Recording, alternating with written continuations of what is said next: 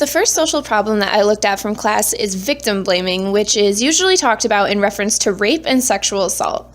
Victim blaming is blaming the victim for what happened to them instead of blaming the actual rapist. And a common idea of this is that the victim was, quote, asking for what happened with how she was dressed or how she was acting or something like that. And victim blaming is a problematic aspect of our rape culture. Hey girl, what's up? You looking real good, real sexy. Oh, thank you. How's your night going? Yeah, it's pretty good. I can't complain. So, what's your name? My name's Riley. Riley. Yeah, I like that name. So, it's a good party, right? You having a good it's time? a good night. Mm-hmm. Yeah, that's pretty... What the heck was that for? Why did you do that? You telling me you didn't want me to do that? No. Well, how was I supposed to know? You're just making yourself look really punchable. What does that even mean? What are you talking Well, look about? at you. You're acting friendly. Look at how you dressed. Your body language.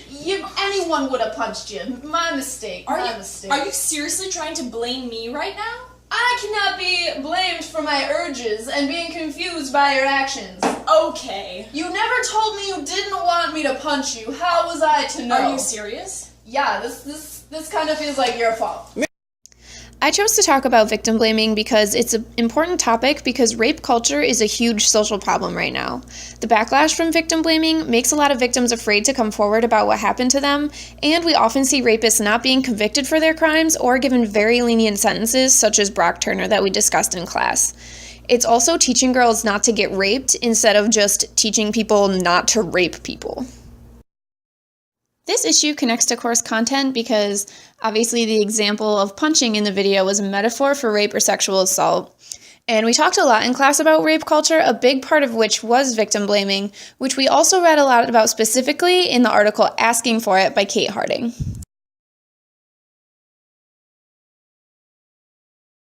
The second social problem that I chose to look at was the criminalization of black males, which is seeing black males inherently as criminals without a real reason. And they are often seen as superhuman and more dangerous than other people, which kind of creates these stereotypes. And people often automatically are suspicious and fearful of them, especially in a white space where they would stick out more than most other individuals.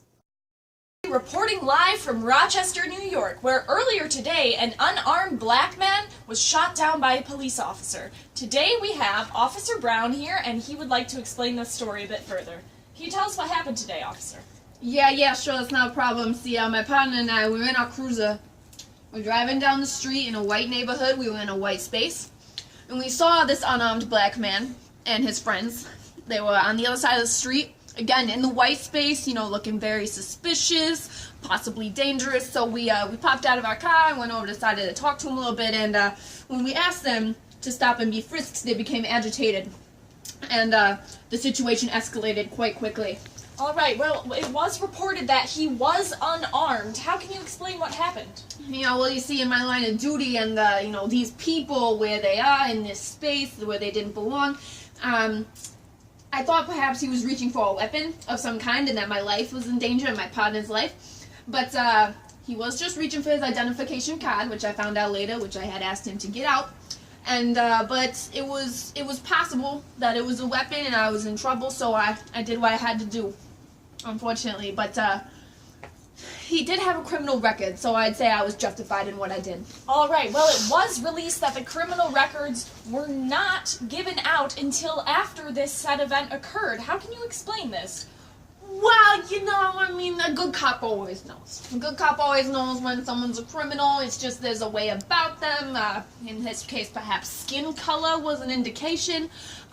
He did have a criminal record, even though, he stole a pack of gum from a candy store when he was a kid. But, a criminal's a criminal, and, you gotta do what you gotta do in these situations.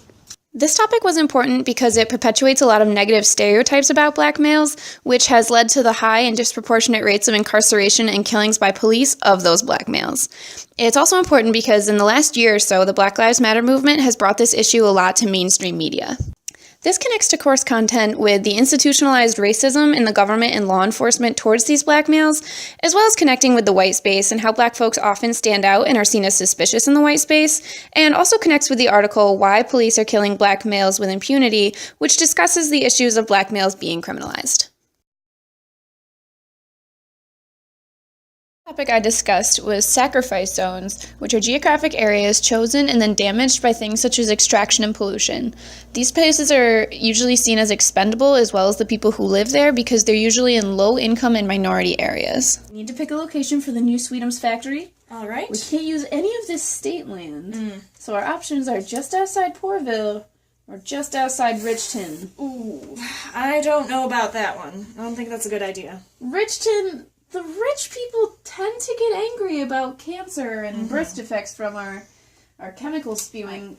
Totally but in understandable. Portville, the land is cheaper, the people might work there, and they don't really have the power to say no. I think the answer is pretty obvious, don't you? This topic is important because it's sacrificing the health and well-being of people with little to no power to change anything who are suffering from sicknesses and birth defects because of the pollution, which really shows the direct effects that pollution and climate change can have on individuals. This connects to course content because we read about sacrifice zones right here in America in Klein's book, and it also connects to the idea of climate justice, which frames climate change as a social justice issue which these people are suffering under.